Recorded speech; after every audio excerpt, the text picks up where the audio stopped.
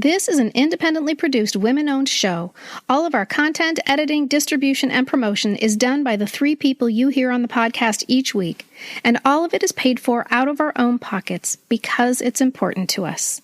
But now you can help us keep the lights on by making a small contribution to support our efforts. For the price of 1 or 2 cups of coffee a month, you can help us produce over 40 episodes a year, plus year-round content in our weekly newsletter and our social media community. And remember how your mom got a free VHS tape of Peter, Paul, and Mary when she became a supporter of PBS? You, too, will get special thank you gifts when you support the PCPS. From blooper reels and after-the-episode discussions to raw, uncut video footage of our recording sessions. We appreciate your support, and we want to show it by sending these perks your way. You can become a supporter by going to poppreservationists.com and clicking on the Patreon link. Or go to our link in bio on Instagram and find the Patreon link in our link tree. And thank you from the bottom of our bell-bottomed hearts. But how many of you would have killed to spend one night in the little house on the prairie? Oh, I'd kill now. Me. Right? So I can sleep in that loft. I call the loft. You know, with your little kerchief on your head? Hello world, here's a song that we're singing. Come on, get happy. A whole lot of loving is what we'll be bringing. We'll make you happy. Welcome to the Pop Culture Preservation Society, the podcast for people born in the big wheel generation who only needed a pencil and some patience to rewind a cassette tape. We believe our Gen X childhoods gave us unforgettable songs, stories, characters, and images. And if we don't talk about them, they'll disappear, like Marshall, Will, and Holly on a routine expedition. And today, we'll be saving the places we dreamed of living, which had incredible kitchens, cozy living rooms, and only 3 walls. Our favorite TV homes. I'm Carolyn. I'm Kristen. And I'm Michelle. And we are your pop culture preservationists. All right, ladies, I believe there are some people among us who might be having some birthdays coming up. Pisces rules. We do. Or wait, are you Aries? You must be Aries. You know what? I am, but I think I'm right on the cusp. So for those of you guys listening, too. Kristen and I share, almost share a birthday. We're only 2 days apart. Kristen's the 19th. I'm the 21st. But we're a year. So a year and 2 days apart. And I've always, my whole life, thought I was an Aries. But then I think I'm right on the cusp, aren't I? I don't know. I'm not into astrology. So do you feel more Pisces? I don't know what they are. Like, I don't know. So tell me. Because I feel more Aries. Oh. Yes, I think what you're is more the Pisces. date? Is the date Well, the I'm gonna 20th? look, 'cause The 21st. They just is updated it. Within the last year, they kind of did some can't people. do that. So people, I know, you would think. The sky can do anything at once. So I'm gonna look it up while Wait you a guys minute. are. That is kind of horrible, though. If you are really into astrology in your whole life, you're like, no, this is who I am, and that's almost like your identity. You know, people get that sign on. Maybe you get a tattoo, and then they change it on you. You both I have are 2 little fish on me. You both are Pisces, I think. Because Michelle, what's yours again? The 21st. Oh, okay. Don't forget it. Yeah, no, I won't, because it's February 19th through March 20th is Pisces, and then you must be Aries, because that's March 21st. But if you are April on 19th. the cusp, you can identify more Pisces. I definitely feel more Aries, but I have some real Pisces energy too. I cry at commercials and stuff like that. Well, I know that my whole life, my mom would always say, you're the first day of spring. You're my first day of spring. If any of you guys read Juliana Margulies' book, you would, I identified with that a lot. Her memoir that she came out with last year. It's fantastic, by the way. If you get it, I recommend it on Audible. She reads it and it's unbelievable. And for many reasons, I identified with Juliana Margulies' childhood. But one of the ones is the mom is saying, you know, you're my little sunshine, you're my whatever constantly. And that kind of starts to give you almost like this identity that you're supposed to live up to, right? But it was, you're my first day of spring, you're the first day of spring. And then I think it was like recently I saw a calendar where it wasn't March 21st, it was March 20th. And I was like, I've been living a lie. Well, it depends I'm on not the year. First day of spring. Because it literally starts on a certain minute. and the minutes move. Oh. So most of the time Carolyn's it's the gonna look it up 21st. But if the minutes change, it could be like at 11:59 on March 20th or something. Yeah. Okay. But you are first day of spring. Even if it's on the 20th, you're within minutes of. I do love spring. What if there's a leap year or not a leap year? Wouldn't that affect it? It totally would. Right, because we have that this year. Oh, no, this year it was 28 days. I was always a big birthday person, though. I loved my birthday more than anything, like more than Christmas. Yeah. I would start thinking about what I was going to do for my birthday party, probably in the fall, planning my slumber party. And then as you get older, it's just like, meh. Oh, not me. I'm not even close to meh. I mean, even though I just said I'm really growing up and I don't have plans for my birthday yet, that's highly unusual. But the key is not depending on other people to make your birthday a big deal. Oh, for sure. So yeah. I have little fences around my birthday. And I remember in college, I would look ahead. Okay, this is so nerdy. I would look ahead to all of the tests and midterms that I had, because midterms were oftentimes around my birthday. And I would make a calendar of when I would have to get certain things due and when I would have to study for my midterms so that I wouldn't have to do anything on my birthday. Wow. Right. Oh, absolutely. I still do that. I still clear my birthday. And I do, even though when I said earlier that as you get older, it's just kind of like meh. It's because it's not like, oh, we're going to have a slumber party or we're going to, and my birthday has always, since my kids were in school, it falls around spring break. So I've had fantastic birthdays, because we would go on spring break trips. So I would be either at Disney or I'd be at the beach or I'd be in Hawaii or I'd be in these really, not necessarily on my birthday, but around my birthday. So we would always just say, we'll celebrate Mama's birthday when we're in wherever. The past 2-3 years though, 2 years ago, it was right after COVID started. And I was just really thankful to have my whole family home. Last year, it was just kind of meh. This year, I am going to give myself a spa day the day before. Brian and I are going on a trip, and we're kind of combining something we need to do with something then that's just going to be fun for us, and without getting into too many details. But on the 20th, I have a few hours, and I said to Brian, I was like, you know what I'm going to do? I don't ever do that, you guys. I never go I can count on one hand the amount of professional massages I've ever had, or I don't go to the spa when I go on vacation, and I'm going to do it. I'm going to go, and this place we're staying has like a separate pool, and it has a separate restaurant for the spa, and I'm spending like half a day there with my journal and my book. I can't decide, should I get a facial or should I get a massage? I've never had a facial.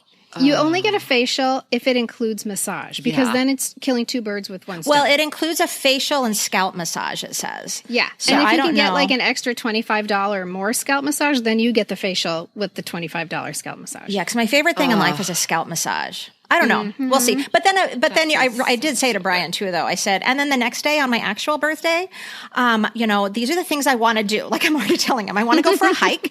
I want to take a nap by the pool. And he just nods. He's just like, okay. Good. And everyone across the board, most people are, especially in adulthood, their birthdays are no big deal. And some people really, really don't like their birthday and they don't want to acknowledge it. And some people are really lukewarm. Everyone that I've met who shares a birthday with me or has a birthday right around my birthday loves their birthday. That is not a coincidence. That is written in the stars. I swear to God. Well, maybe that's a Pisces/Aries thing.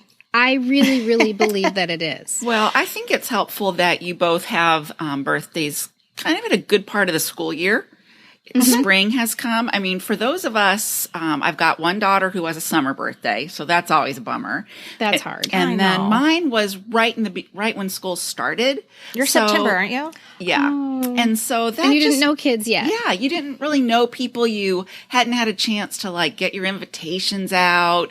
I don't know. It just was kind of different. You were just right back at school. And so you were all in school by the time your birthdays rolled around, and you knew who you wanted to invite, and you'd been invited and all that stuff. Yeah. So I think that might have something to do with it too. You know what we should do next year, Kristen? I'm not even kidding. We need to find a roller rink that's still open, and let's do a roller skating birthday party next year. Do you want to? We are totally doing that. I'm going to physical therapy right now, so that I can be ready. Let's do a big roller skating party. Would be so dangerous for me. But I'm going to do it. I really want to go. And I really want, in fact, I was just telling Brian the other night, I was watching a TikTok video of these two guys who can do that kind of skating where, you crisscross and it's almost like disco skating.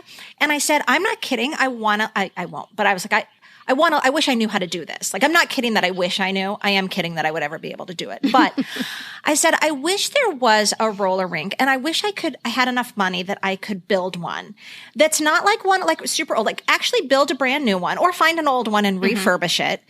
And make it a really cool place for people to go again, that people our age can rent out for birthday parties and things like that.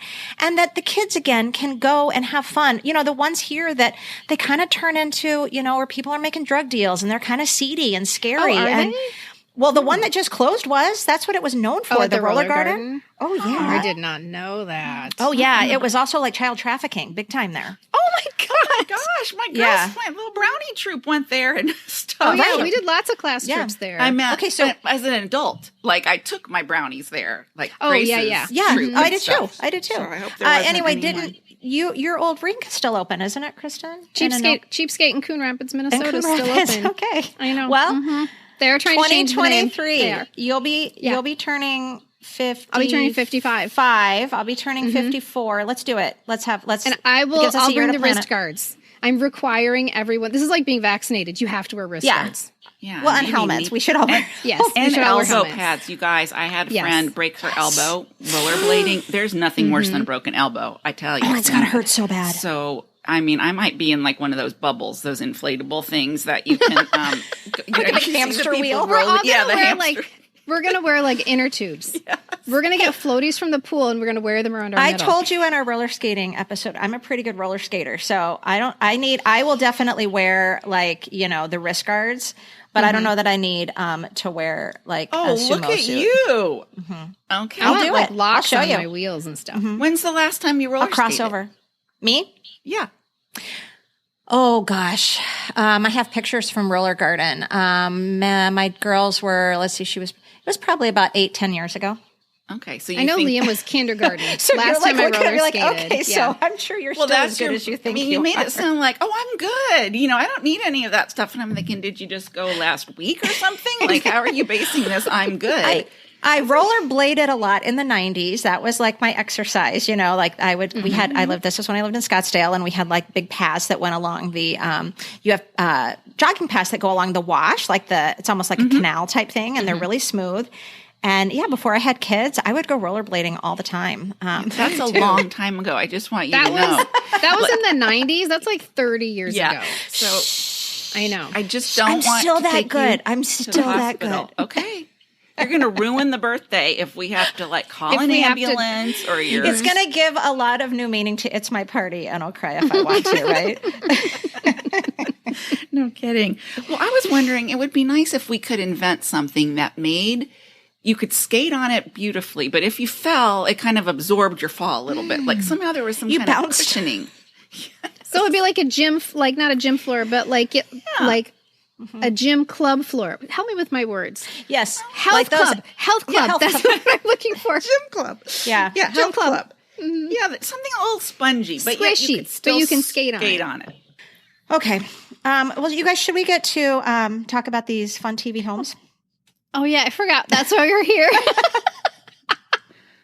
Okay, you guys, I'm really excited about today's episode. Last week, we shared our favorite TV homes. This week, we are going to learn what our society members have chosen as their favorite TV homes. And oh my gosh, you guys, we got well over 100 responses. I think it was one of our most commented on post ever. And people like us had feelings. And you guys, they were kind of all over the board. I mean, yes, there's some winners, and I'm going to ask you that, or some homes that get the highest votes. But wow, there were some others that I went, yeah, like I had forgotten about that.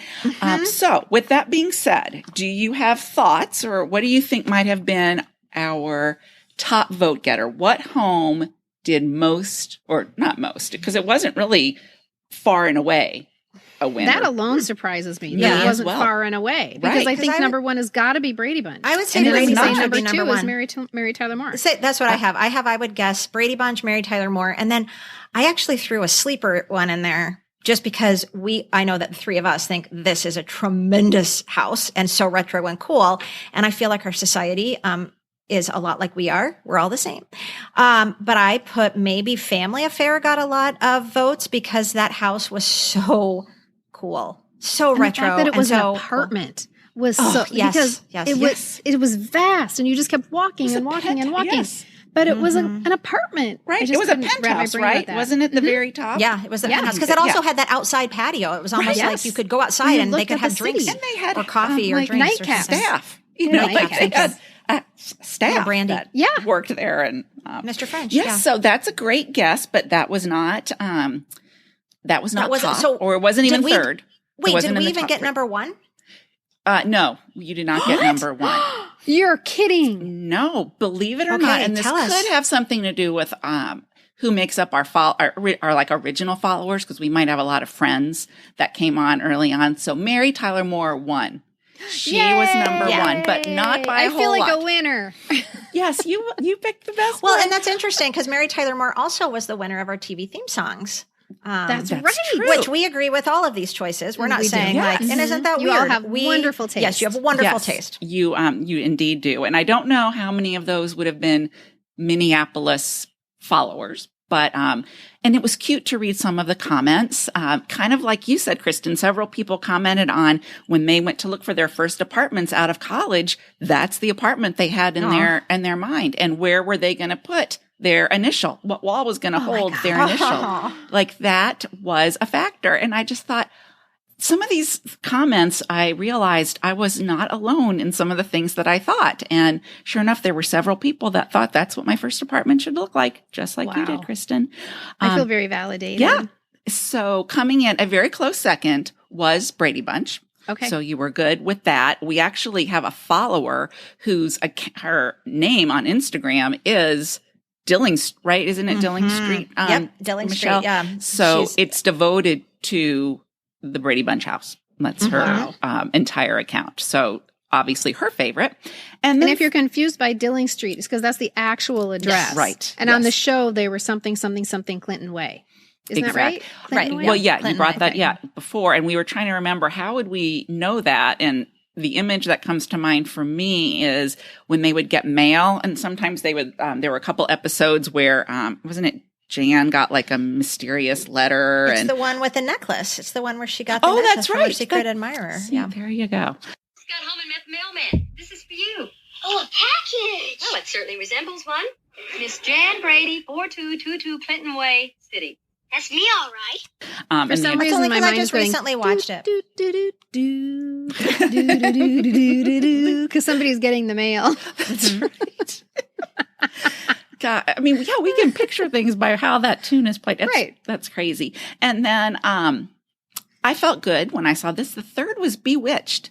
Yeah. Believe it or not. That is freaking me out. I cannot, when you said that Bewitched was your favorite house, I was like, wow, she pulled that one out from way back in the back of her brain. You know what, but though? no. I agree because I loved Bewitched, but I don't have, Carolyn, you know how you were just saying how you can have watched the entire season of Seinfeld, but you can't go back and when people have specific memories of Seinfeld or say certain lines, you're like, I don't really know if I remember that. That's how I am with Bewitched because I think I watched it so young. But I remember 100% loving it and watching it a lot. But I don't remember really specific episodes or specific things except the house. I would move into that house right now. Well, yeah, exactly. Me too. But at the same time, like I said earlier, I didn't know why it was. It just has always been. I mean, that is just the house in my mind as a child. And like, if you ask me, that's what I say. And I feel like that's what so many other people, that was kind of in their comments. It's just always been Bewitched. It wasn't any one specific thing. I mean, people mentioned the stairs, the 2 sets of stairs and the cool pass-through bar area. But somehow it was the whole feeling you got just being in there. And maybe it was truly the magic that happened in there and, literally Tabitha's room. Yeah, literally. And I just loved, it was all pink. Like, who gets an all pink room? Oh, you did? I did. But you know what? I didn't like pink. I didn't choose it. Yeah. I didn't if my mom's listening, I didn't dislike it or anything. I was just too young to choose my own room colors. So they chose pink for me. Because obviously I'm a girl, so What else Right. do you choose? I mean, I could see that. I shouldn't say we weren't allowed, but my mom was very practical. And I guess she always thought there's a chance we're going to move. And so if I paint this a funky color, I'm going to have to paint it again. So we never got to paint our rooms. We had a lot of wallpaper. Lots of wallpaper. In your bedrooms? Oh, God, yeah. yes. Well, that's true. I guess, we didn't have any of that. We didn't have every room. We had it in our dining room and we had like flocked wallpaper in our entry foyer. Yeah, that was like tactile and kind of furry. Yes. And kind of iridescent too. Oh, I think nice. now that I wanna think see about that. it. But and maybe that's why I never felt like I had a whole lot of ownership in my bedroom until we moved to New Jersey, which I didn't want to move. And then my mom, I think because they felt bad, was like, you can pick out everything, the color, you can get new furniture. And yeah, that's why I go to therapy. So anyway, so Bewitched was third, but there were some fun surprises that one, I'm like, oh my gosh. And two that I had just kind of forgotten about. So I'm going to share some of those with you guys and see if you even remember any of these and what you kind of thought. So we had everything from, you know what I'm going to do? I'm going to tell you the ones that kind of chunked together. So you mentioned Family Affair, Michelle. So that one, that along with the Jeffersons, Mork and Mindy, and I did love my God, their house. Boulder, Colorado. Boulder. Right? It was a Victorian also. Right. Rhoda's Apartment and Three's Company all kind of came in around the same. Those kind of all kind of clumped together. The Waltons you could probably throw in there as well. I was surprised that actually didn't have more, to be honest with you. And then South Fork also came in. I didn't even think of that as a home or a house. I didn't think of that as attainable. I did right away when I was thinking of it, but I was like, no, I remember being like, God, that's a cool house, but never really feeling like it was my favorite. Right. No. And I think because it just didn't seem attainable. Well, yeah, that's just what Kristen said. And I think also were talking about this a little bit, Michelle, but there weren't any rules really to this. Like when we asked people, like whatever just kind of comes to your mind. So it might be memorable, that feeling that you get. It might be the way you want your house to look now. It might have been whatever the case may be. So there weren't any, what do I want to say? Any rules as to what you had to think of when you were thinking of your favorite home. So those were kind of fun. The Silver Spoons house came up a lot. I don't remember that. So any of those kind of 80s shows a little bit later. I didn't like Ricky Schroeder then. I don't like him now. I love the train. Everyone's about the train. And then there were video games in there. Oh, that was so cool. Yeah, and see, I guess that's Jason probably Bateman you was are on that show too. The youngest of the three of us, and so that was probably a little more your wheelhouse at that point. So, I love but a couple that I thought, well, that's kind of fun. One was Heart to Heart. I loved that show. Oh, I forgot about that house. And that I love that show, actually but I a can't couple of times. Well, it was very ornate. Yeah, but yet it felt cozy. It was like it had this kind of juxtaposition. It felt homey, even though they were like you'd super have a wealthy. snifter of brandy in front of the fire, right? But you'd feel comfortable there. You wouldn't feel out of place. Maybe there were some of the homes that were like the South Forks, where that's the dog kind of museum, like and what was their butler kind of friend's name? I forget. All I remember is Freeway. Freeway was the dog. Yeah. And I forget. His name? And everyone's yelling at us now in their cars. I know. Because he would answer the phone. It's like Oscar or something like that. Let me look. I don't know if it's Oscar. Keep going. It's not Jeeves, but it's something like Jeeves. Speaking of Jeeves, this sounds like Jeeves, but Jeannie's Bottle was also a very popular. I saw that. I wanted that to be my bedroom. Yeah. So, and that it wasn't Max. Necessarily. Oh, that's just right. Max, of course. That's surprising. Said Oscar. It was Max. Of course, it was Max. But it wasn't the house. It was the actual bottle. And we're getting bottle. I wanted the bottle. Oh, yes. Because she had the velvet seating that went in all the way around. Yeah. That you could kind of lay on, but still be sitting up fun. and talking. Yes, that was fun. Someone said Jim Rockford's trailer. Dream big. That's right. So again, maybe it had to do with the show itself, but that was kind of fun. I'm trying to look. I'm looking on here to see if there were the Family House got 6, so that was kind of up there with some that were said a lot. Oh, I know another one that I thought of, and when the person wrote the comment, I was like, yes. So it was the One Day at a Time apartment. This is it. This is it. This is life. The one you get. So go and have a ball. was that little nook. You know that nook that was like behind the family room where the windows were? Oh, yeah. If you've watched the recent One Day at a Time with Rita Moreno, she lives there. That's where she lives because she's the grandmother that lives with them. Oh. That's an excellent series, by the way, the revamped one they did. And there's a big curtain that pulls there. And so they made the set look the same, but that's where she lives. She has like a sleeper sofa back there. It.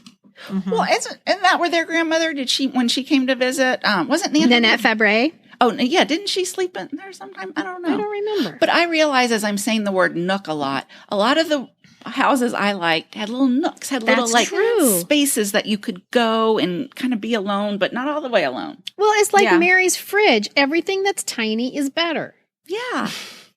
Cozy is better. Tiny is better.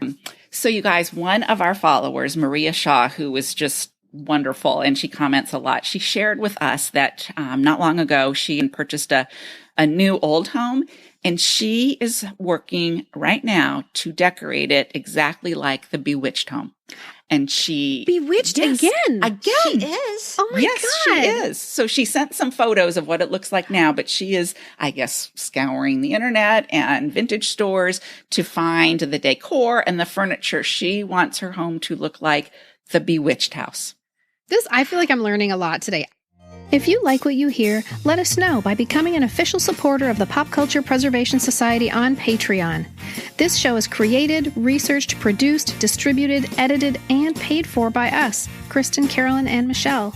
And your support allows us to keep the lights on and keep on trucking. For the price of 1 or 2 cups of coffee a month, you can become a supporter by going to poppreservationists.com and clicking on the Patreon link. Or go to our link in bio on Instagram and find the Patreon link in our link tree. We appreciate you and thank you so much for helping us do what we love.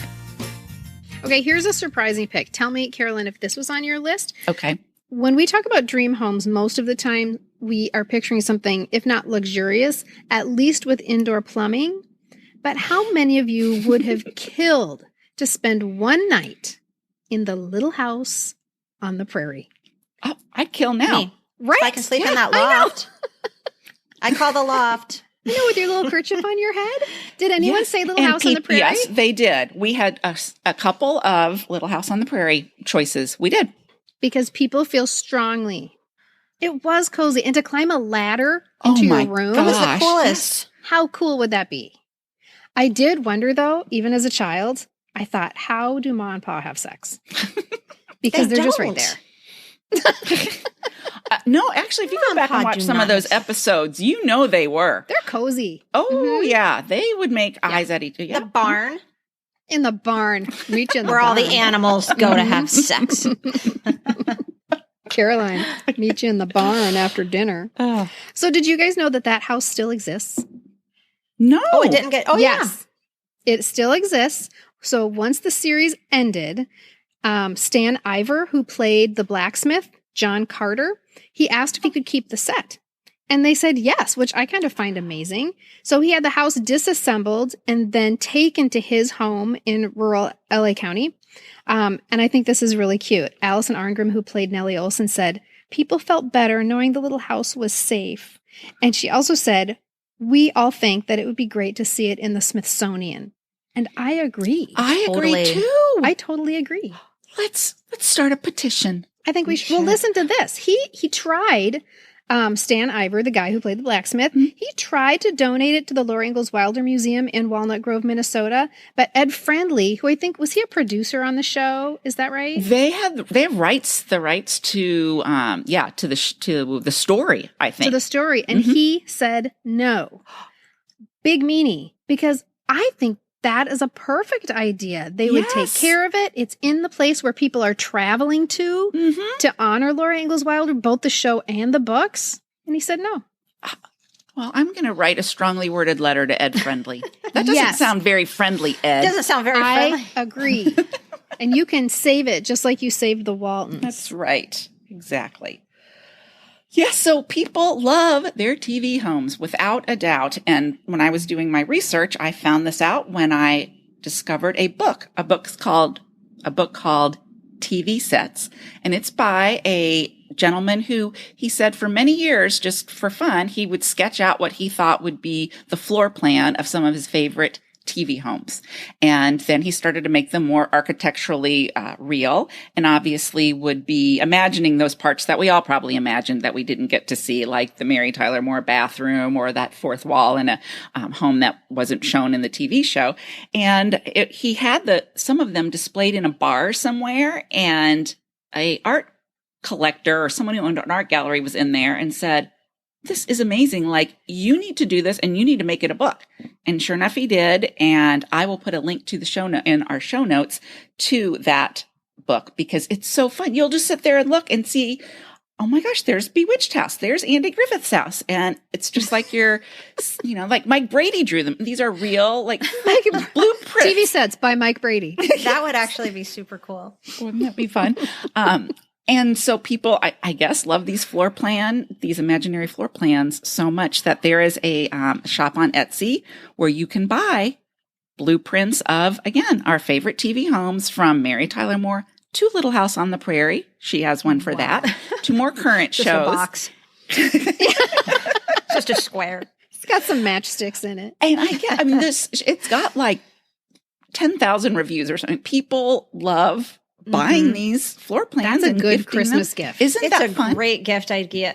For that person, you can't buy anything. Idea. Yeah. Mm-hmm. But it's just a great conversation piece to have on your wall, too. Oh, yeah. And it's not limited to houses, from what I could tell. Like, I think the Cheers bar was in there. Some of the other, like the coffee shop on Gilmore Girls and things like that. They have a lot of recent shows as well as the shows that we're talking about. Yeah. And you guys, thanks to one of our society members, we found the coolest Instagram account. It's run by a digital architect. Her name is Marina Coates. And you guys, we are obsessed. It turns out she has a YouTube account. And you guys, what Marina does is just nothing short of extraordinary. It's going to blow your mind. Let me just say, Marina takes our favorite TV homes, and let's just name a few that we know she's done. She's done The Walton. She's done I Love Lucy. She's done Dick Van Dyke Show. Bewitched. Mm-hmm. Oh my gosh! Now I'm forgetting. I Love Jeannie. I Dream of Jeannie. Right. And of course, the Brady Bunch. And she does renderings of them, architectural renderings of them on her computer, where she takes you through the entire house, and she puts the fourth wall in all the rooms and a ceiling. 3D. Yes, 3D. Yes. Yeah. And the details are tremendous. And she walks you through, and it's not like she's just a fan. Well, first of all, she is a super fan of all these shows, but it's not like she's just a super fan who says, "Oh, I'm going to go make this look like it does in my memory." She researches these shows and spends hundreds of hours doing this. And she actually takes the details and she interviews people that actually were set designers on the show or people that are experts about the show. She gets everything down to what's in the picture frames on the wall, that it's the same. And you feel, you're obviously walking through a computer generated Dick Van Dyke home, but the details are so spot on and it's so much fun.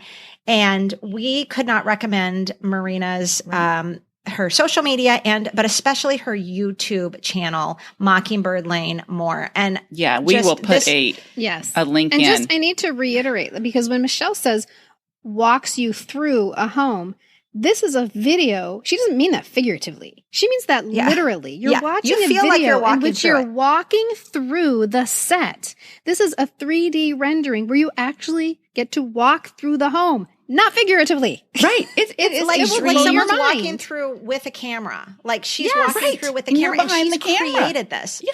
She's created this. So it is. We only found out about Marina's channel and her work just a week ago when we were planning this episode. And so how serendipitous. So we reached out to Marina, and Marina was so lovely to agree to come on our podcast and to chat with us about just this really super fun art that she creates. Here is our conversation with Marina. Enjoy. We are so excited to chat with you today, Marina. I am so glad you found the time to meet with us. As we were preparing for this episode, we got this wonderful message from one of our followers who shared your account with us. And needless to say, I think I've been glued to Mockingbird Lane on YouTube ever since. You are our people, and we are so glad you're here to talk with us today. Oh, happy to be here. This is Sounds like a good fit. Yeah. Oh my gosh. I You think? I think so. Yeah. You think? Talk about serendipity. Yes, definitely. So before we get into any of the details about any particular of our favorite homes, I'd like to ask you a little bit about why. How did you get into this? What was the impetus? Well, I've always loved set design. Like if I watch a movie, that's what I'm looking at. TV shows, same thing. And I went back to school a few years ago. I graduated in 2012 in architecture program. And when I came out and was freelancing and designing homes, I was using the principles they use in cinematic design. So the reason we love these homes, it isn't just the families that live in them. That's a huge part. But they design different than we do in our homes. And so I wanted to take those principles and put them into the home. So I was doing that. When you're freelancing, you often have a little free time. And one day, for whatever reason, I was getting some images ready to send off to developers, and I thought, no, today I want to just have fun with my free time. Yeah. And I'd always wanted to walk through the Dick Van Dyke house, like if it was real. Yes. Yeah. Yes. Yeah. I pictured someday I want to build it and walk through it. So now I could, virtually. And so I did that day instead, and I was just hooked. I remember I did send off those images, but I kind of never went back. I was just hooked. I just kept making them. So Dick Van Dyke was your first? Yes, it was. Oh, yeah. That is so funny. So I and just as soon as you said that, I did it. go like, oh, yes. Like I loved it. Yes, it was a great house. It's funny. It's the first one I watched when I found your YouTube. I was scrolling and like, how do I pick which one? There are all so many great houses. And when I saw the Dick Van Dyke house, which we all love, that was the one I started with. Yeah. Yes, it's a great house. And they were always entertaining in that house, right? Yes. Yeah, they so did. Even though it looks kind of normal size, they could have these huge parties there. They knew how to do things. Set designers know what's going on. Okay, that is an interesting thread because I'm thinking of, yes, that house, and then I just went through all the Brady Bunch things, and then I went through the Mary Tyler Moore things, and all of them have a place for people to gather. Yes. Bewitched. They all look like good places to have a party. Yes, they were always having people over, and there was room in all these different areas. Mr. Tate. Yes, he would make all the clients come to Darren's house. That's right. Yeah. Well, so you did this first Dick Van Dyke one. So what did you do with it then? You have this it was video. Just for me. Okay. And then I made Bewitched just for me. And I don't remember the third one. Oh, maybe Full House. And then my daughter said, who loves Full House, she said, Mom, maybe you should do a website. I think other people might like to see these because I'm just spending my time in these houses. And one day she came over to the house and she went into the den for a while. And when she came out, she said, I have a website set up for you. Oh, those kids. Oh, and instead of just doing tours, that's when I started adding the information too, and yeah, lots of fun surprises. That's one of my favorite parts. And let me tell our listeners that if you watch Marina's videos, it's not just, and this is where the fourth wall would be, and this is where they could sit. One of my favorite things are just the little nuggets of information. And in some of the videos, it's really comical. I was watching your video on the upstairs of the Brady Bunch house last night. And one of my favorite things after you show like the boys' room or the girls' room, you say, and let's go and see what things took place in this room. And then it's actual stills from many, many episodes, but it's really funny. It's things like lifting weights and checking muscles. Right. And in the bathroom, it's like trying to get rid of freckles with lemons. It's like it's all the stills and I was cracking up because just one after another were all these Brady Bunch memories just being thrown at me, but in a really comical way. And it was so true. Well, that's good to hear. I will keep adding that in episodes then. I didn't know. Yeah. So how long does it take you to create one of your renderings? Because like Michelle just pointed out, you must watch like every single episode of the series. I can't imagine. And then that's just the research part. And then you've got to actually do the stuff. So how long would you say an average one takes you now? Well, first of all, I only pick homes that I love and shows that I love, and I know every episode already, right? Okay. Growing up. Yeah. That helps a lot because it does take a long time to build it. So I have to love the house. I wouldn't want to spend, they take about 100 to 200 hours, but oh my God. But that's not just creating the home. That's the whole production, doing the script. You know how long it takes afterwards, post-production, editing, all of that. But now that's originally when I started timing it. I would bet I've just gotten faster and faster. You just do. Sure. So now maybe 100, a little over. It depends how big the house is, right? Yeah, true. So I Love Lucy didn't take very long. It's 1,000 square foot home. The Brady Bunch took forever, but I was new at it back then too. I'm so impressed when I watch them that you give us like the measurements. Like you're not just making this up off the top of your head. Like this is a bedroom or whatever. Like you just said, the I Love Lucy apartment's like 1,000 square feet. Like, how did you figure that out? But you tell us when we're watching the videos. And I just, again, am so impressed with the detail of your work. It's amazing. Thank you. And you also provide really fun details. There's a video on your channel where you just have, I think it's 9 TV kitchens, and you don't say what they are. We have to guess which ones they are. And many of them are from the 60s or even some from the 50s. And you say, we only saw this in black and white, and your rendering is in color. And so before you said it, in my mind, I was like, but she picked good colors for that. It's like very 60s. And then you say, but this is the actual color that the set was. So you pay that would very never occur to close us. attention to detail. Well, no, to make it really accurate. And I appreciated that because, there were a lot of shows we only got to see in black and white. And now it's really fun to go through the kitchen and Marina's rendering and see that the counters were actually like a really cool peach color. We're blowing people's minds right here because those kitchens actually existed in real life in color. Like that's the truth, people. So did the people. Right. They had color. You just didn't see it. Yes. Do you Except for maybe the Marina? Munsters. It was probably all gray. That's true. And the people, too. They actually, That's right. They lived in black and white. So tell us, if you can, we don't have the degree. You do, but can you share a little bit how you do it? Is it just a computer program you use? Are you creating things like the wood stove, or are you finding them in a catalog? I'm thinking of, for instance, Dick Van Dyke's house. He has the wood stove, is that what it is? Is it a wood? It's whatever their fireplace is. It's almost like a freestanding thing. Or say the piano or the couch or whatever. Are you actually designing that, or are you kind of finding them as if you were playing Sims, like from a catalog of couches, and then you just get to pick it? It's a combination. So obviously the house, I do myself, the walls, the structure. And I do that, by the way, you were asking, it's in SketchUp.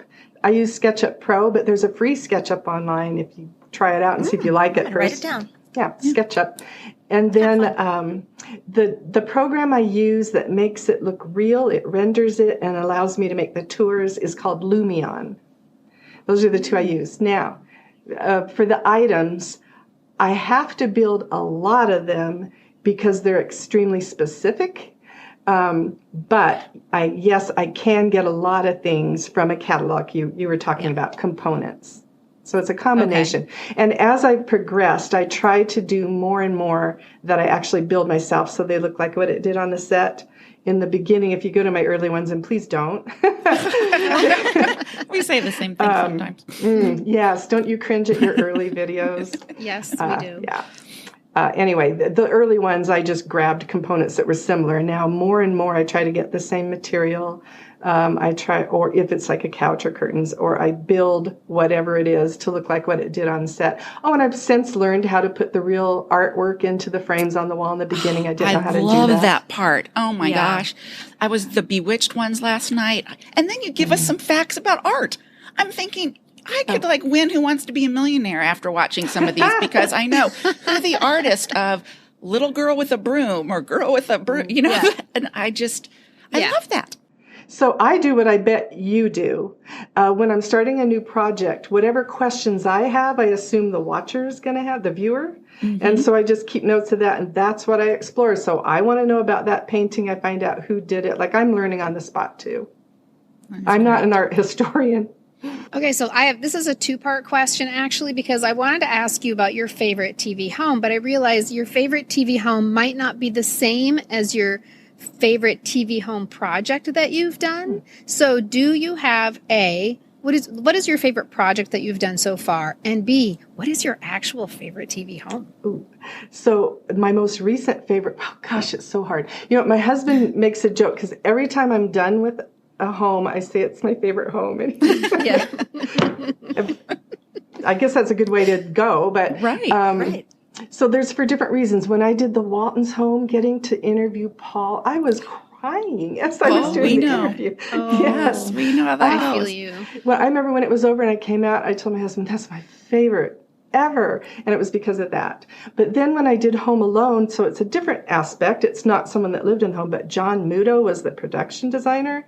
And I got to ask him every question I ever wanted to ask about that house. So that was amazing in that way. But if I'm just doing my favorite TV house, honestly, it's a tie between probably Dick Van Dyke and Bewitched. I don't know. But my favorite movie home I know for sure. And that is The Parent Trap, the original one with Haley Mills, The Ranch House. Yes. And I don't think it'll ever get topped, but we'll see. Yep. Yeah. Clacking the sticks together to keep the mountain lions away. Yes. I love that show. So you've done all these projects. They're all on your YouTube channel. What is the one that's gotten the most views so far? Bewitched, it's almost at 500,000. But that's crazy, right? But that was, it's been on there for 2 years too. So that's partly why it has so many. So Bewitched is the one that has the most views. And you think part of that is because it's been on there the longest. But is there some reason do you think that people are attracted to that house? Yeah, it still will constantly, unless I've just released one, have the most views currently coming in. So yeah, it's an all-time favorite. I have my reasons. I'd love to hear your reasons too. To me, that house, it's so homey. It's like comfort food, but it's still really cool, really unique. So everybody can kind of picture themselves living in it, and you feel like you could afford it, but you also it would also be a really cool home, a dream home. It still has sort of a mid-century modern vibe a little bit, at the same time being really homey. But how often the sets change, like that house, I mean, things were in different places. One time there's a this, and then there's a chandelier, then there's not, or a light fixture. And, I don't think that even mattered. Like, I remember the parts I loved about it. So I guess they were actually different seasons. I know there wasn't always the staircase in the kitchen, but in my mind, it was always there. Right. That kind of thing. Yep. And you bring up a good point too. I'll often get comments from people that they remember it a different way. I think like it means more to us than just a TV show. So they'll sometimes even get a little grumpy about, no, I remember a window there. But we all do that. When I'm starting a house, I do that. I remember it a certain way, and then I go, wait, what? That never happened? That was never there?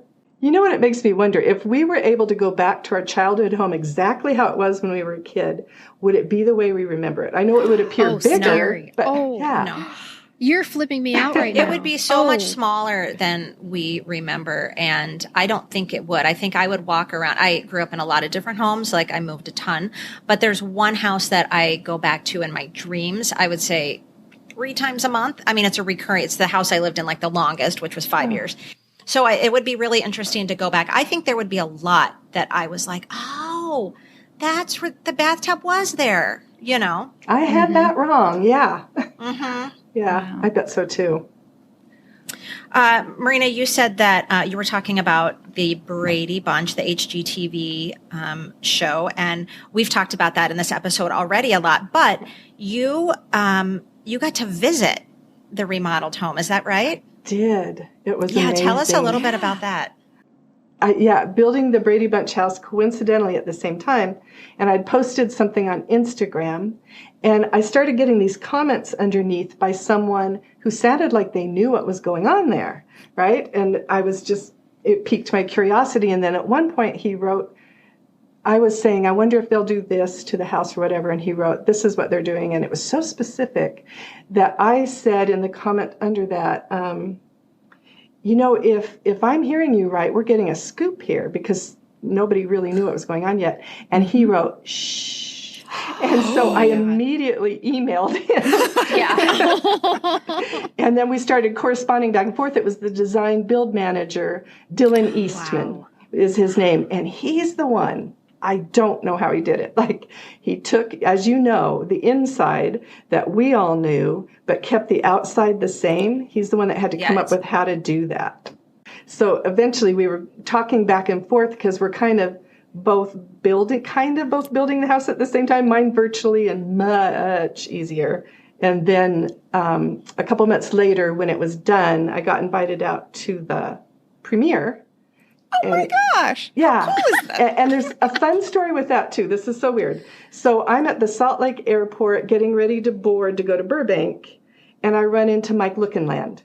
Bobby. Oh my gosh. Yeah. He's on my flight. This is not coincidence. This is not coincidence anymore. This is fate. It's not. This is destiny was meant So to be. I said, go ahead. Are you headed to the premiere at the Garland? Yes. Oh, hi. And we talked for a little bit. I get on the plane, and nobody else recognized him or was talking to him. But as we were getting off, I noticed he just stayed in his seat. And I just thought, that's probably what celebrities do. I don't know. I don't know what I was thinking. But then as I walked by him, he got up and he said, would you like a ride?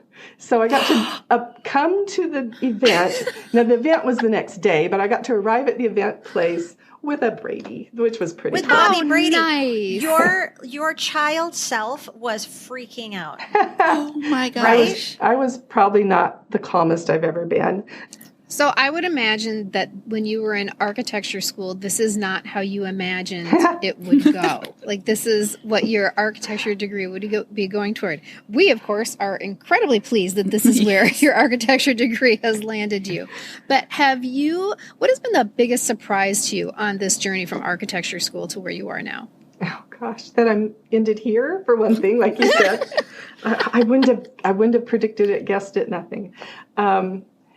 With the channel, what surprised me putting these up on the channel is finding out there's so many people out there that love these homes and love the details of them. I had no idea. Like I said, it was my daughter that said to do the website. And then when I started the YouTube channel, I just didn't have a clue that there really are so many people that are really into these homes, the details. So I'll get comments from time to time, all the time, about little things that I got wrong. And I actually love that, because it means other people love these shows and they love the details. The Brady Bunch house, I had somebody say, and it's probably accurate, I didn't go back and check, the wall oven was slightly more recessed into the wall.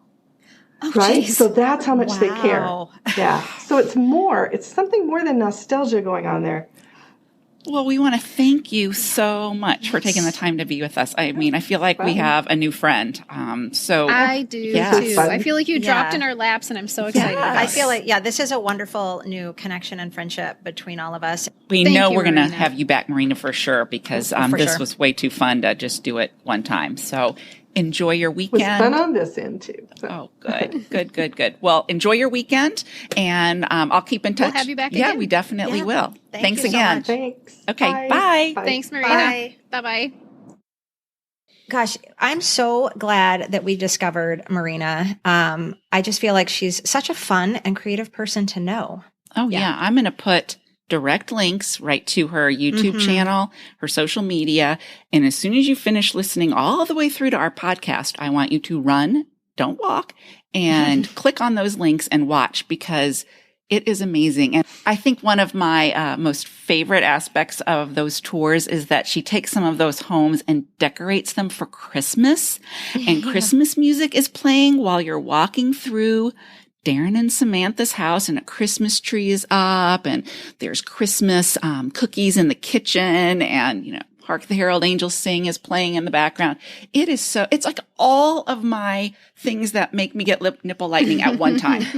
It is just, I can't even. And it's just so fun. a warning, like make sure you have plenty of time because this is not a 2-minute YouTube video and you will be sucked in and you'll be sitting there watching them one after another. It's like a new hobby for me. I can't stop. Yes, it is. And but I'm telling you, those of you who like to go on YouTube and watch like, drunk people doing things or whatever, and you get sucked into like, an hour, this is so worthwhile. Oh my God. Yes. And you learn we things. know that you really and we do. know that as society members, you will agree with us. Because like we said, she also gives you really great fun facts and she gives you screen grabs of the show so she can show you what she's talking about when she says, and that cabinet door, you never saw the cabinet door behind, the Mike Brady's closet open, and then she'll show you a screen grab from the show where you're like, oh, well, darn, you're It's right. amazing. You never did Yeah. that kind of stuff. So yeah. So if you didn't have a favorite TV home when you started listening, I bet you do now. And whatever that is, it tells you a little bit about yourself, whether it's the Brady's staircase or it's Uncle Charlie's Dutch door. Oh, I Why love that don't Dutch door. I'm sorry to interrupt you. Oh, I almost said that. Oh, sorry, everyone. I love a Dutch door. I just can't figure out how you keep the bugs out. You can't. There are no bugs in Hollywood. I know, but I want one in real life. And that's the one thing Andy says. Well, then we'd have to have a screen door in front of it. I'm sorry I'm interrupting, but God dang it, I'm not going to leave this planet until I have a Dutch door. That's her retirement plans include a Dutch door. Uh-huh. But that's important because whatever it is you like, that tells you something about yourself. Something about Carolyn loving that Dutch door is informative to her. And so this is my challenge to all of you. Why don't you give yourself a treat and think of a little piece of that house that you love and try and include it in your home right now. Thank you so much for listening today. Yes, you guys, thanks so much for listening, and we'll look forward to being with you again next week. Thank you so much to everyone for supporting us by sharing our podcast with others. Honestly, that's the best way you can help us out if you like our conversations and our society. And thank you to those of you who take the time to rate, review, and follow us wherever you listen. Taking a minute or two to click those stars or write a nice review means the world to us. And it tells all the people you don't know how wonderful the PCPS is. And a special thank you to our supporters on Patreon for quite literally helping this podcast keep on trucking. And today we are giving a special thank you shout out to patrons Pam, Jennifer, Heather, Julie, and Melissa. We have a lot of Jennifers and Melissa's as patrons. I think it's all those late 1960 baby names.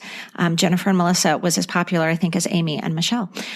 So anyway, thank you so much. We hope you're all enjoying all the fun content over on our Patreon page. We're having a lot of fun putting up extras for you guys. So if you want to check it out, just go to patreon.com. That's patreon.com and type in our name, Pop Culture Preservation Society, in the search bubble. Or you can just go to our website at poppreservationists.com and click the Patreon link right there. In the meantime, let's raise our glasses for a toast, courtesy of Jack and Janet and Chrissy. To good times. To happy days. To Little House on the Prairie. Cheers. Cheers. I almost forgot about the cheers and went boom. That's not how you do it. The information, opinions, and comments expressed on the Pop Culture Preservation Society podcast belong solely to Carolyn, the Crushologist, and Hello Newman, and are in no way representative of our employers or affiliates. And though we truly believe we are always right, there's always a first time. The PCPS is written, produced, and recorded in Minneapolis, Minnesota, home of the fictional WJM Studios and our beloved Mary Richards. Nanu Nanu, keep on trucking, and may the force be with you. We'll keep moving on. Something always happens whenever we're together. We get a happy feeling when we're singing a song.